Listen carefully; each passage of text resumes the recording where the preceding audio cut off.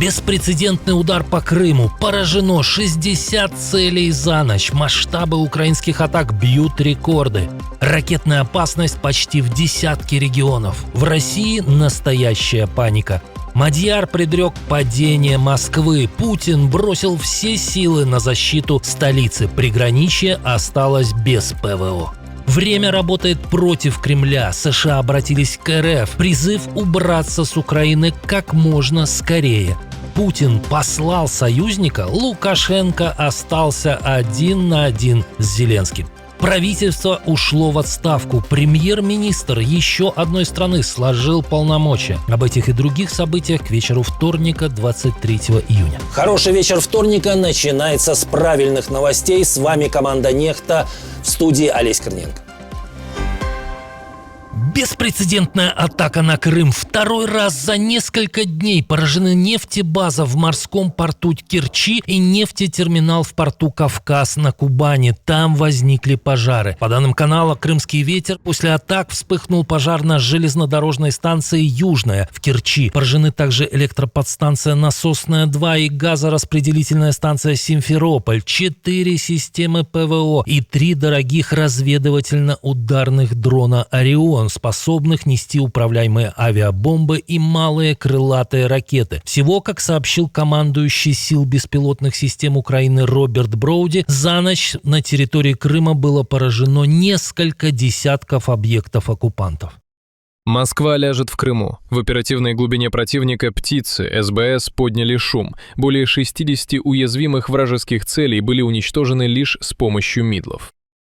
Но неспокойно было и на собственной территории государства-агрессора. Ракетная опасность была объявлена в Воронежской, Липецкой, Ростовской, Астраханской, Владимирской и Волгоградской областях. Позже эту эстафету приняло и Подмосковье. А вот в Белгородской области тревогу объявить не успели. Тут в руины превратился местный меловой завод. Предприятие находится, а точнее сказать, находилось в городе Алексеевка. Здание было практически уничтожено в результате удара. И, как пишет издание «Пепел», для атаки были использованы не дроны, а ракеты. Накануне ракетный удар разрушил завод полупроводниковых приборов в Воронеже, производивший детали для ракет и других видов оружия. По сообщениям властей, в результате погибли 5 сотрудников предприятия. Сегодня по моему городу прилетели ракеты.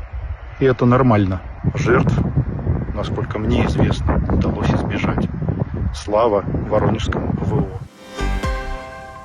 В России из-за бензина настоящая паника. Накануне ограничения на продажу топлива ввели сразу 6 регионов. А в Липецке огромные очереди, огромные пробки. Если нет очереди на заправке, значит просто на ней нет бензина. Ну нет, кое-где есть заправки, на которых есть топливо и нет очереди, но есть нюанс – новые цены, и они вызывают очень эмоциональные реакции. Куда мы катимся? Артем, куда мы катимся? 140, 130, это не мерещится, это реальность. Похоже, некоторые россияне рванули за бензином уже в Беларусь. В соцсетях появились сообщения о выросших очередях на границе. Очевидцы жалуются, что теперь пересечение контрольных пунктов занимает 1,5 часа вместо прежних 5 минут. ВСУ продолжают сжечь логистику захватчиков на оккупированных территориях. Свежим видео с подборкой атак как раз сегодня поделились в ГУР. Но каковы результаты? Первые подсчеты сделаны независимыми экспертами. За последние 1,5 месяца украинские силы поразили 500 российских грузовиков и других транспортных средств. Такой вывод сделал французский аналитик Клемен Мален, который изучил подтвержденные кадры ударов. Как отмечает Мален, приоритетной целью остается ключевая дорога Ростов-Крым, но на трассах Донецкой, Луганской и Херсонской областей оккупанты тоже не остаются в безопасности. С резкими заявлениями выступил на заседании Совета безопасности ООН представитель Киева. Андрей Мельник заявил, что Украина считает большим компромиссом даже вариант прекращения огня по нынешней линии фронта. Но если массированные атаки России продолжатся, Киев может пересмотреть свои подходы к ведению войны и переговоров. Я могу вам здесь дать совет. Вам никогда не удастся удержать оккупированные земли. Никогда. Убирайтесь из Украины как можно скорее. Примечательно, что в том же духе высказался и представитель Вашингтона. США поддерживают Украину в защите ее свободы и суверенитета. Соединенные Штаты поддерживают украинское население, страдающее от атак, наносящих ущерб важнейшей инфраструктуре и культурному наследию, в том числе от ударов России по Киево-Печерской лавре. Зампостпреда США в ООН заявил, что время работает не на Кремль. И чем дольше затягивается война, тем выше будет цена для России. Кремль не собирается защищать Лукашенко. Так в Украине восприняли комментарий Дмитрия Пескова. Накануне пресс-секретарь Путина заявил следующее. У нас нет никакого сомнения, что руководство Беларуси, сама Белоруссия в состоянии свой суверенитет обеспечить. Экс-депутат Верховной Рады Украины Вадим Денисенко считает, что эти слова свидетельствуют об отсутствии у Москвы возможностей защищать Лукашенко. Цитирую: «У Путина нет ни сил, ни людей, чтобы открыть этот фронт». Кроме того, по мнению Денисенко, диктатор сам не хочет помощи от старшего брата. Лукашенко, похоже, боится появления российских войск больше, чем появления украинских дронов. Он прекрасно понимает, что появление здесь весомого контингента российских войск поставит крест на его многовекторности, а в более широком смысле и его самостоятельности. Тем временем ультиматум Зеленского к Лукашенко поддержали в ЕС. Представитель Еврокомиссии Анита Хиппер напомнила, что, по мнению Брюсселя, режим в Беларуси продолжает содействовать российской военной агрессии, а Украина имеет право защищаться. А тем временем сам Лукашенко, похоже, серьезно испугался угроз Зеленского. Диктатор вдруг начал собирать чемоданы. Принимая своего премьер-министра, несменяемый вдруг заявил, что уезжает. У меня тут длительная командировка. Мощнейший сеанс демилитаризации. В ВСУ рассказали о масштабной охоте на российскую бронетехнику. По словам командира аэроразведки Лазарс Групп с позывным «Доминик», подготовка заняла немало времени. Бойцы изучали маршруты движения российских колонн и выбирали момент для удара. Когда техника вышла на нужный участок, в дело вступили ударные дроны и артиллерия. В результате, как утверждают украинские военные, под удар попали 18 российских танков. Часть была повреждена, остальные уничтожены. Не карусели или американские горки. В парках Москвы теперь устанавливают другие аттракционы. На западе российской столицы, прямо в охраняемом парке Москворецкий, похоже, приготовили площадку для систем ПВО. Осинт-аналитики заметили на спутниковых снимках вырубленный участок рядом со стадионом «Медик» в Кунцево. По их оценке, там же обустроили бетонные площадки, похожие на позиции для комплексов С-300 или С-400. Участок находится на одной из самых высоких точек Западной Москвы. Такие площадки в Москве появляются все чаще, хотя недавний налет украинских дронов показал неэффективность российской противовоздушной обороны.